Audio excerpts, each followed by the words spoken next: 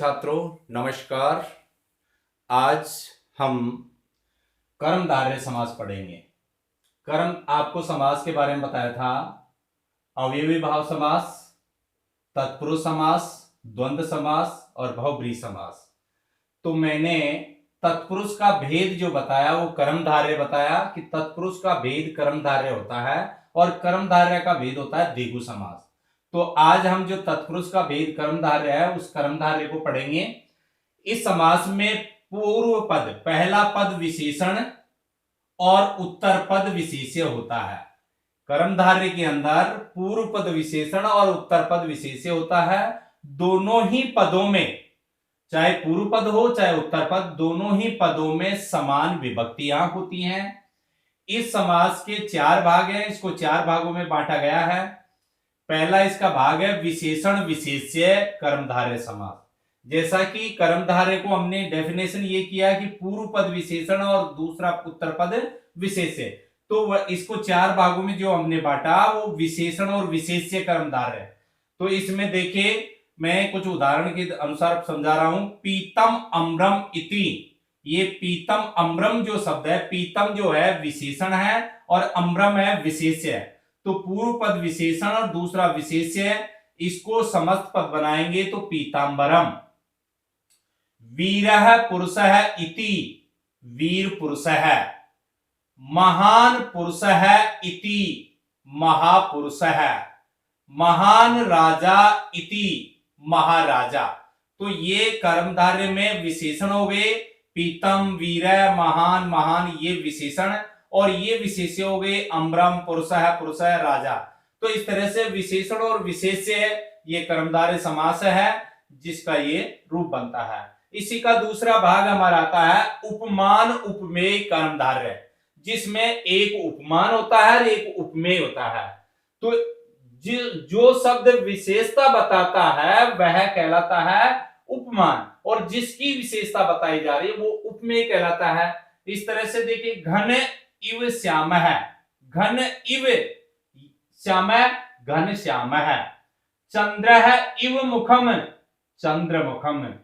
कुसुमम इव कोमलम, कुसुम कोमलम। तो इसमें घन है, चंद्र है, कुसुमम ये उपमान है, इनकी तरह उपमाएं दी गई हैं। और श्याम है, मुख है, कोमलम ये उपमेय है, इनकी विशेषता दी गई है कि घन की तरह श्याम, चंद्रमा की तरह मुख, कुसुम की तरह कोमल। तो ये उपमान और उपमेय जिसमें तुलना की जाती है कि किसकी तरह क्या है, वो उपमान उपमेय कर्मधारय कहलाता है। तीसरा इसका पार्ट आता है उपमानो उत्तर पद कर्मधारय। उपमान और उत्तर पद यानी बाद में उपमान जो होता है वो बाद में होता है, तो वह कर्मधारय उपमान उत्तर पद कर्मधारय कहलाता है। जैसे इसमें इव बीच में आ रहा था, इसमें इव बाद में आ रहा है क्योंकि ये उपमान बाद में चला गया। व्याघ्र इव, सिंह इव, कमलम इव ये बाद में चला गया, तो ये उपमान उत्तर पद कर्मधारय कहलाता है। पुरुष व्याघ्र इव, पुरुष सिंह इव, मुखम कमलम इव। तो पुरुष व्याघ्र इव का बना पुरुष व्याघ्र है, पुरुष सिंह इव का बना पुरुष सिंह है, मुखम कमलम इव का बना मुख कमलम। तो ये उपमान उत्तर पद कर्मधारय है। इसका चौथा आता है अवधारणा पूर्व पद कर्मधारय। तो इसमें अवधारणा जो है वो पूर्व पद में है। वो अवधारणा पूर्व पद क्या है? विद्या एव धनम, विद्या धनम। गुरु एव देव है, गुरु देव है। तपः एव धनम, तपो धनम। तो ये अवधारणा पूर्व पद कर्मधारय था। अगला समास हमारा आता है द्विगु समास। द्विगु समास के अंदर द्विगु का मतलब होता है, द्वि का मतलब दो और गु का मतलब है कि जिसमें पहला पद संख्यावाची दूसरा कोई संज्ञा होता है। तो इस समास में पहला पद संख्यावाची और उत्तर पद बाद वाला पद संज्ञावाची कहलाता है। ये कर्मधारय का भेद होता है द्विगु समास। तो सबसे पहले मैंने क्या कहा, इस समास में पूर्व पद संख्यावाची संख्यावाची तथा उत्तर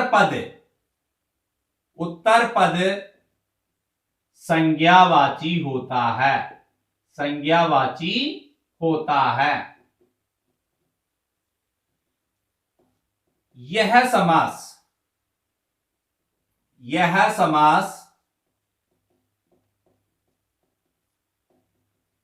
नपुंसकलिंग या स्त्रीलिंग में ही होता है।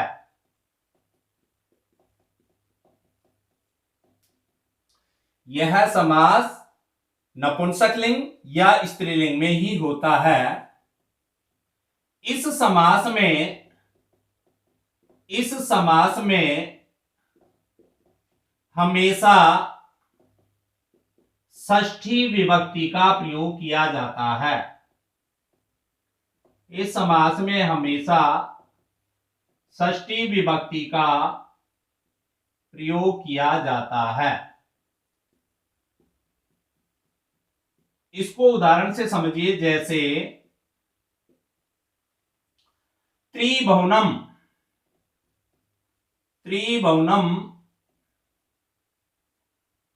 त्रियाणाम भुवनानाम समाहारः इति।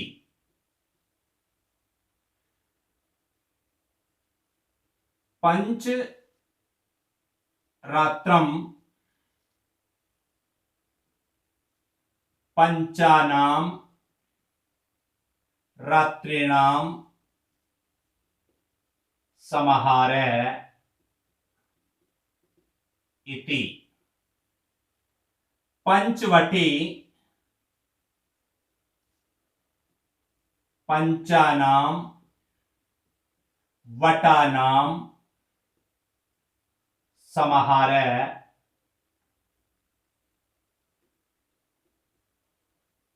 इति।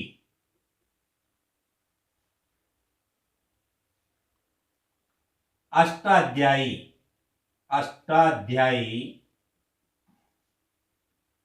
अष्टानाम अध्यायानाम समाहारः इति। इसमें हमेशा षष्ठी विभक्ति का प्रयोग होता है। जैसे त्रिभुवनम, त्रियाणाम भुवनानाम, ये षष्ठी का प्रयोग हुआ। त्रियाणाम भुवनानाम समाहारः, ये समूह अर्थ में आता है, समाहार अर्थ में प्रयोग किया जाता है। ये त्रियाणाम भुवनानाम समाहारः इति। पंचरात्रम पंचानाम रात्रिणाम समाहारः इति। पंचवटी, मैंने कहा नपुंसकलिंग या स्त्रीलिंग, तो यहां देखिए भुवनम रात्रम नपुंसकलिंग, पंचवटी अष्टाध्यायी ये स्त्रीलिंग। तो इस तरीके से ये नपुंसकलिंग में होगा या स्त्रीलिंग में होगा। नेक्स्ट समास हमारा द्वंद्व समास आता है। द्वंद्व समास, जैसे कि नाम ही द्वंद्व है, द्वंद्व को कैसे लिखते हैं? आधा द व, आधा न, दयादार व, द्वंद्व। इसको शॉर्ट में लिखते हैं द्व और न और द्व, द्वंद्व समास। द्वंद्व समास का मतलब है कि दोनों की समानता। तो मैंने परिभाषा में भी बताया था कि जिस समास में दोनों पद समान होते हैं वे द्वंद्व समास कहलाते हैं। तो इस समास में दोनों पदों की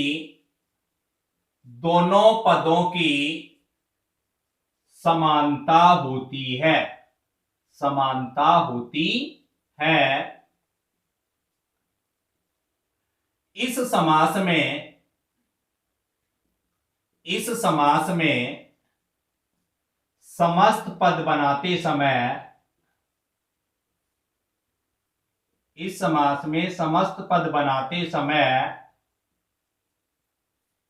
च यानी और का लोप हो जाता है। जैसे इस समास में जब समस्त पद बनाएंगे तो संस्कृत में च और हिंदी में और का लोप हो जाता है। जैसे राम कृष्णौ, राम कृष्णौ, रामः च कृष्णः च।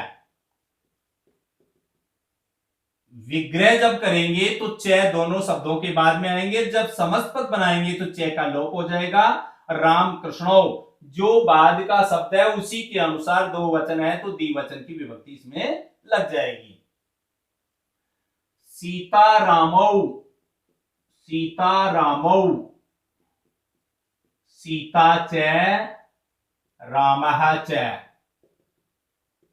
अगर राम सीता होते तो राम सीते, स्त्रीलिंग के अनुसार द्विवचन में राम सीते होता, रामः च सीता च, रामः च सीता च। ऐसे ही पितरो या मात पितरो, माता पितरो, इन दोनों का विग्रह एक ही होगा।